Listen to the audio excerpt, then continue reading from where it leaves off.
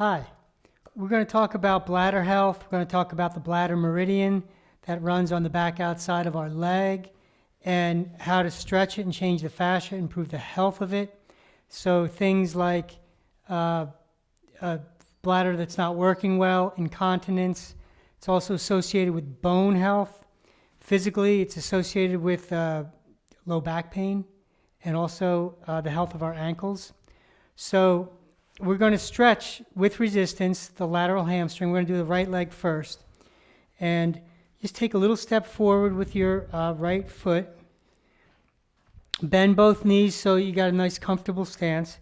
And turn that right foot out so it's aiming up toward about 1 o'clock. Okay? So that's the start position. And what we want to do is we want to create resistance. And we do that by pulling the heel back into the ground. And you can feel the back of your leg engage. So it's resisting. So keep pulling your heel back continuously as you fold at the waist and keep your head and neck up. Resist, resist, resist. And then relax as you stand up. So that was 1 rep. And let's do it again. So pull that heel back. You can feel the back of your leg.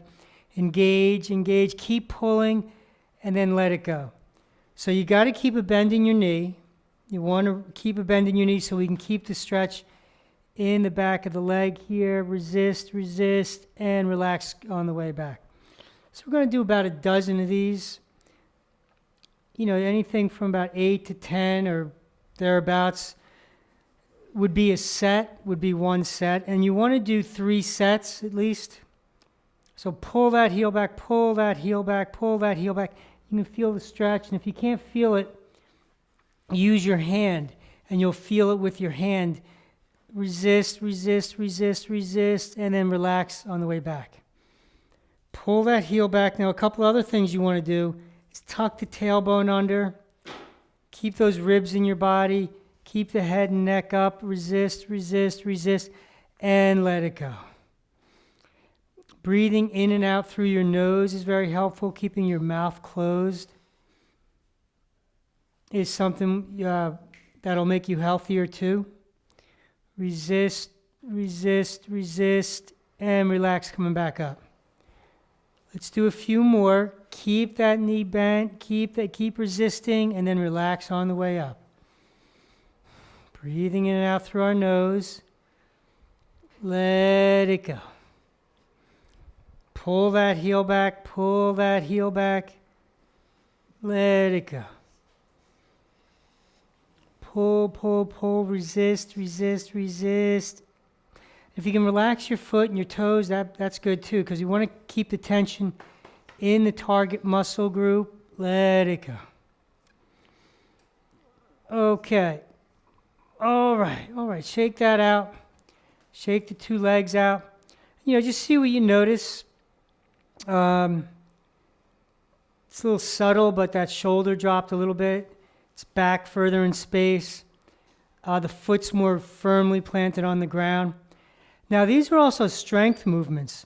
So what you might want to do, and this is a really cool little exercise, just take a little step forward and then push yourself back.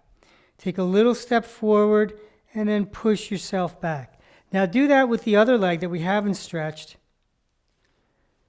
and feel the difference. The leg that we didn't stretch is not pushing you back as quickly, strongly, or as efficiently. So these are strength movements too, in addition to increasing your flexibility. So, John, like I think a common thing that happens to people as they age, and it starts to happen actually relatively young, is you get up a lot during the night to go to the bathroom, or maybe you have a urinary tract infection or something like that. Would bladder stretches help with something like that? They definitely would, especially getting up at night to go to the bathroom. You might want to refer to our other blogs for low back, which also goes over a bladder stretch that would help your bladder. These physiological things that are associated with the bladder, this will improve the health of those things. And so so that people can understand, why is it that we associate the lateral hamstring with the bladder? Well, we have these meridians, these electrical currents that run through the body. And the bladder meridian, it runs down into the pinky toe on the outside of the foot, up the outside of the leg, and at this point it runs along the lateral hamstring, right? And then it goes up just the outside of the spine, right over the top of the head, and it comes down into the eyebrow. And internally, it goes to the bladder, correct? Internally, it goes to the bladder, and that electrical current is housed in a fascial plane, fascial tissue. And so when we resist, pull that, we're engaging the fascia and improving the health of the fascia, making it more hydrated, reconstituting it, and so the energy is allowed to flow more. The muscle works better, and so then the organ associated with that muscle group, that improves, and everything that it's associated with improves, like the health of our bones. And so how many reps would you suggest that people do? Well, or sets?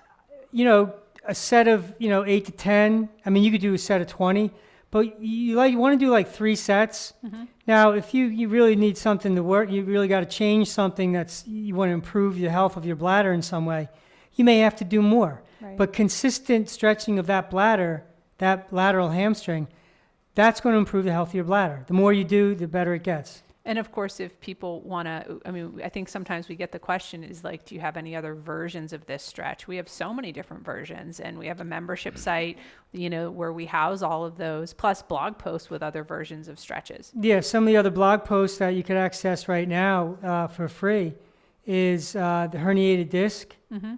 The low back. Mm-hmm. We have bladder stretches in both of those, and it's great to do a variety too. And I think one more question that would be helpful for people is, you've been doing this work for close to 18 years now. Have you worked with people that have gotten direct improvements to their bladder and incontinence and that kind of thing? Or have you ever had a direct experience with that? Both. Yep. What just came to my mind is, it also helps with osteopenia and osteoporosis because it's bone health. Yeah. And when you do these stretches, the muscles and the bones become more weight bearing. So instead of the fascia stiffening up, the muscles work better, and our bones become more weight bearing. And in that way, they become healthier in addition to changing the meridian in the organ. Cool. So leave a comment and tell us what you think. We'd love to hear. Thanks.